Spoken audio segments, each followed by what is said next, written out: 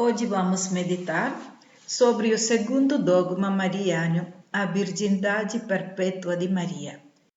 Maria sempre virgem, antes, durante e depois do parto, virgem. É um dogma proclamado no Concílio de Latrán no ano de 649. Como é possível isso? Maria foi virgem antes, durante e depois do parto. Um fato certamente não natural. Qualquer mulher, após do parto, não permanece virgem. Exatamente como falamos na semana passada, aquele que entrou e saiu do ventre de Maria Santíssima é o Filho de Deus, a segunda pessoa da Santíssima Trindade. E por isso, sendo perfeito Deus, ele não precisa de um determinado espaço para entrar e sair, em um lugar fechado. Assim como quando ele caminhou sobre as águas, é um fenômeno sobrenatural, o corpo não foi um obstáculo. Pelo ouvir a palavra, o Espírito Santo desceu sobre Maria Santíssima e entrou no seu útero. Assim como ele saiu do sepulcro, igual ele saiu do ventre da Virgem Maria, sem romper sua virgindade.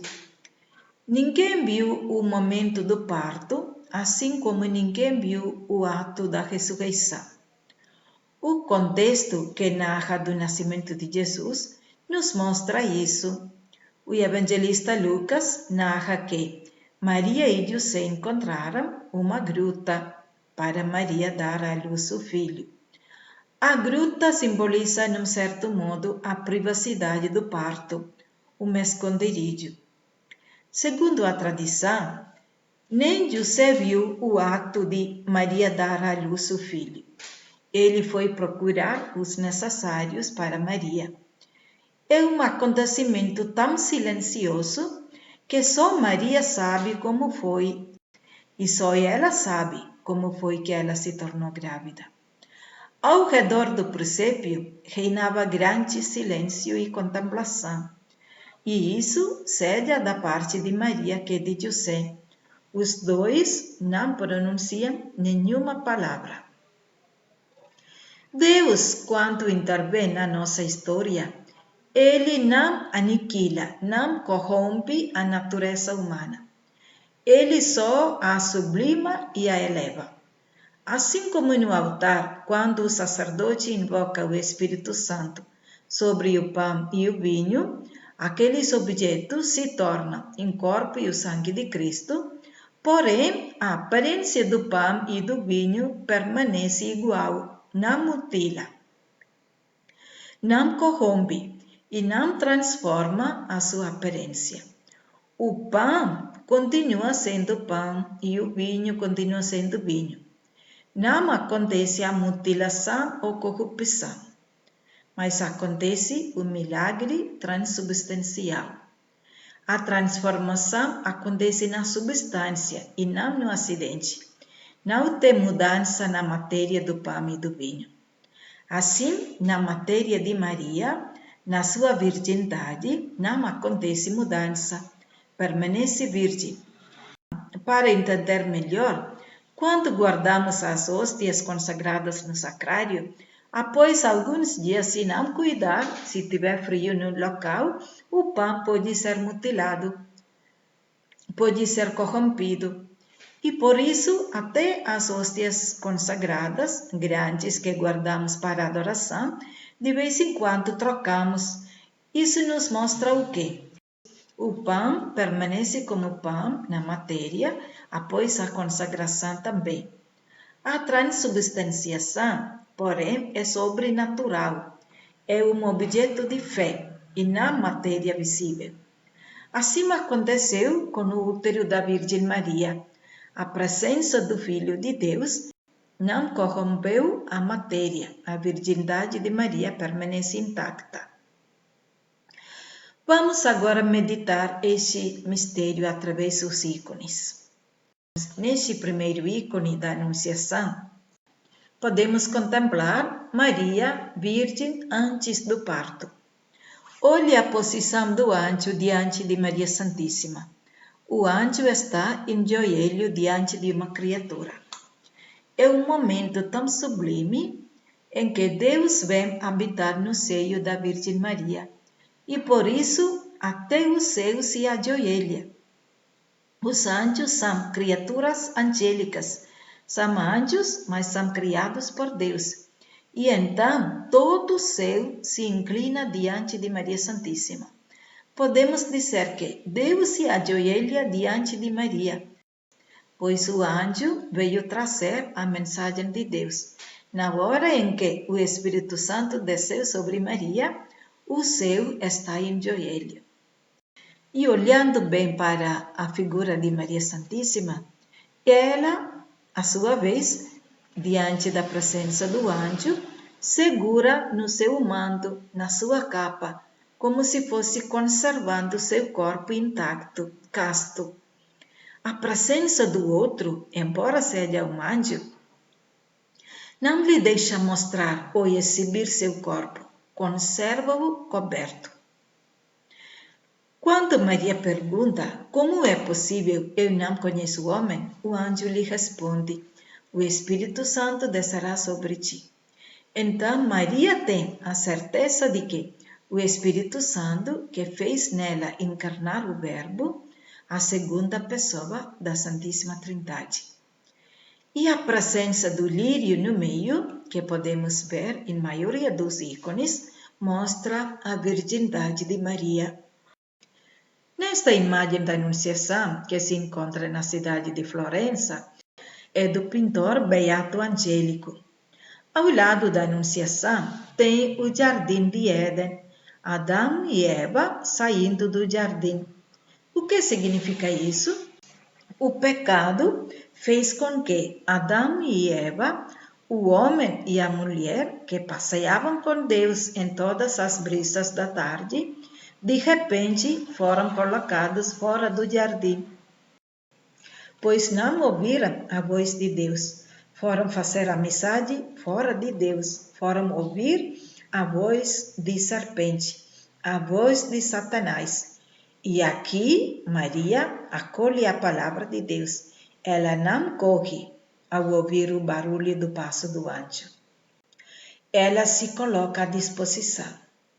Então, a virgindade não é somente um simples fato físico, mas muito mais. É uma disposição interior e livre diante de Deus. Neste ícone de Filippino Lippi, olha a altura de Maria, que mostra a maturidade, a sublimidade e a nobreza de Maria. E nesta pintura de Simone Martini, que se encontra na Catedral de Siena, é uma pintura do ano 1333, podemos ver que o anjo carrega um ramo de oliveira, como se o homem e Deus fazendo a paz. E as açucenas no vaso no meio deles mostra a pureza e a inocência de Maria Santíssima. E aqui também, na presença do anjo, Maria se recua, conservando seu corpo íntegro durante o discurso com o anjo. Agora vamos ver como os iconógrafos conseguiram mostrar a virgindade de Maria durante o parto. Santo Agostinho dizia que, se Deus criou tudo do nada, no mesmo modo, Deus pode entrar e sair sem romper ou danificar o útero da Virgem Maria.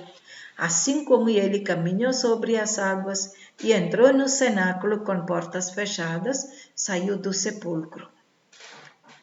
Nesta imagem do nascimento de Jesus, olha a posição de São José. Ele sempre fica longe do cenário, ou um pouco recuado. Aqui narra um episódio dos evangelhos apócrifos. Vocês sabem que os evangelhos apócrifos não é para a gente abandonar ou ignorar. Não são necessários para a nossa fé. Não são reconhecidos como livros canônicos. E por isso falamos apócrifos. Porém, são livros dos primeiros séculos da era cristã E se chegou até nós esses livros, isso significa que são conservados e transmitidos geração por geração muitos episódios da vida e da infância de Jesus e de Maria e de José, e permanecem estes na memória do povo. Então, nesta imagem, segundo esse ícone, diz que na hora do parto, embora José era homem justo e assumiu a responsabilidade de Maria, de repente lhe vem uma tentação. Aparece um diabo vestido de anjo a José e, mostrando-lhe um ramo seco, lhe pergunta: José, será possível este ramo seco florescer? Assim será possível uma mulher ficar grávida e dar à luz sem intervento de um homem?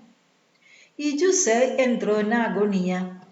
É o que acontece com muitos casais, né? Que esclarece as dúvidas entre os dois depois de umas brigas, pede perdão, retorna para o amor inicial, mas depois um pouco volta na memória. Será que ele se converteu? Será que ela mudou a vida, né? E assim José entra na agonia. E neste momento, de repente, não só aquele ramo floresceu, e todo aquele lugar encheu de flores e perfumes, e o diabo desaparece. E Maria permanece no silêncio, contemplando, e José supera da sua tentação, e acolhe com maior vigor e fé Maria e o menino Jesus. E vamos olhar para Maria. Ela permanece no silêncio, contemplando as grandes maravilhas que Deus fez através dela. E olha a posição do menino, já deitado numa manjedoura, porém num formato de caixão, a manjedoura, e colocada num fundo escuro, indicando assim as sombras da morte, o sepulcro. Como falamos na semana passada, no mistério da encarnação está já incluída toda a vida de Jesus até a morte e a descida na mansão dos mortos. Ele assumiu toda a nossa miséria e até a morte ele se humilhou e ele abraçou toda a nossa vida, toda a nossa miséria. A virgindade, então, durante o parto significa exatamente isso. Até ao nascimento de Jesus, o que prevalece é a contemplação e não o sexo ou os desejos carnais. Jesus saiu do ventre de Maria sem romper a sua virgindade. E agora vamos ver a virgindade de Maria após do parto. Segundo o dogma, Maria e José viveram na continência total após de ter nascido o menino também. A continência total, nós sabemos que é forma de vida dos religiosos. José e Maria conservam a virgindade para cumprir um projeto, assim como os religiosos e religiosas vivem a continência, o celibato, como opção da vida para cumprir um projeto de vida ao serviço de Cristo. A eles, a José e a Maria, foi dado um dever, um projeto. Qual foi? Cuidar de Jesus. Viveram para cumprir este seu dever. Assim como os pais vivem para criar os filhos, Maria e José cumpriram o dever que lhes foi confiado. O menino não é fruto da união deles, mas foi dado para eles para que o cuidassem. Esta era a missão deste casal. Quando Jesus tinha 12 anos, quando perderam Jesus e reencontrando após 3 dias no templo, Maria foi reclamar Jesus, dizendo: Fizeste o que, menino? Teu pai e eu te procurávamos. E Jesus logo lhe responde: Eu não devo ocupar-me nas coisas do meu pai. Eles não entenderam nada, mas guardaram tudo no coração e foram embora no silêncio. Esta é a virgindade após do parto. Os dois viveram ao serviço do pai, ao serviço daquele filho. o Verbo eterno. Dizia dos padres da igreja, São Gregório Nacianzo, assim como no Monte Horebe, Moisés viu o anjo no meio das chamas ardentes, porém a sarça não se consumia, assim Jesus nasceu no ventre de Maria sem consumir sua virgindade. E São João Damasceno dizia, assim como os israelitas, atravessando o Mar Vermelho de pé enxuto, sem se banharam, assim Jesus passou pelo ventre de Maria Santíssima, sem corromper a sua virgindade. Maria gerou um filho sem corromper-se. E após a travessia do Mar Vermelho, o mar voltou para seu percurso e não podia mais ninguém atravessar. Assim, Maria, após o nascimento do menino, permanece imaculada. E a maioria dos ícones da Virgem Maria, sempre no seu véu, podemos observar 3 estrelas, uma na fronte e uma em cada ombro, para mostrar a sua virgindade antes, durante e depois do parto. E existem muitos ícones que mostram o relacionamento entre Maria e José após o nascimento do menino, através dos olhares e os posicionamentos dos dois. Os dois concentrados no menino, observando e adorando o menino, e não um olhando para o outro. De fato, estavam unidos na contemplação do menino e não no corpo do casal.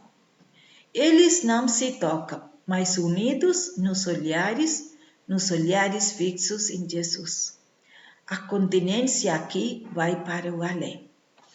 Nesta imagem da Sagrada Família de Michelangelo, os homens ao redor vivem na sensualidade, mostram seus afetos, até estando nus e se apaixonando entre eles. E Maria e José vivem para o menino. Maria ajuda a subir Jesus no colo de José e José segura o menino e nada sensualidade entre eles, todos vestidos e cobertos. Aqueles que vivem na sensualidade usam o outro para si e não existe a caridade entre si. E, no entanto, entre Maria, José e Jesus, um ajuda o outro e um ao serviço do outro. Michelangelo aqui coloca em pintura os 2 tipos de amor conjugal. Em todas as épocas, quando o homem e a mulher se juntam, mostra uma linguagem erótica, sensual. E no caso de Maria e José, estão concentrados no filho, os 2 ao serviço desse menino. Olha como é bonito esse ícone que segue. Debaixo da árvore do jardim de Éden, sabemos que a mulher comeu, depois ofereceu ao homem e depois acabou. Lá cada um come. Aqui, José e Maria e o menino, debaixo desta árvore, que é uma árvore de cereja, olha o que é que eles fazem. Aqui ninguém come, cada um oferece ao outro o fruto da árvore. José colhe as cerejas, não as come, dá para o menino. E o menino não as come, as dá para Maria e Maria diz, vamos lavar para comer. Diziam os padres da igreja, falando da virgindade de Maria, que após o nascimento de Jesus, Maria era tão bela, tão perfeita, e para José bastava olhar para Maria e já estava satisfeito. E não tinha mais espaço para o desejo carnal. Assim como quando Moisés desceu do monte após 40 dias, o povo não conseguia olhar para o rosto dele, porque era tão irradiante. Assim, José não conseguia olhar para Maria pela tão irradiante virtude, e isso até após do parto. Somente o olhar era suficiente e não era necessário possuí-la. De fato, no céu, não precisamos mais comungar Jesus Eucarístico. Seria suficiente só o olhar para Ele, contemplar Ele. É o que façamos na hora de adoração, o que façam os anjos e os santos no céu. Até entre um casal, o amor, o máximo do amor está no olhar, em contemplar. O amor máximo entre duas pessoas consome no simples olhar. Amém.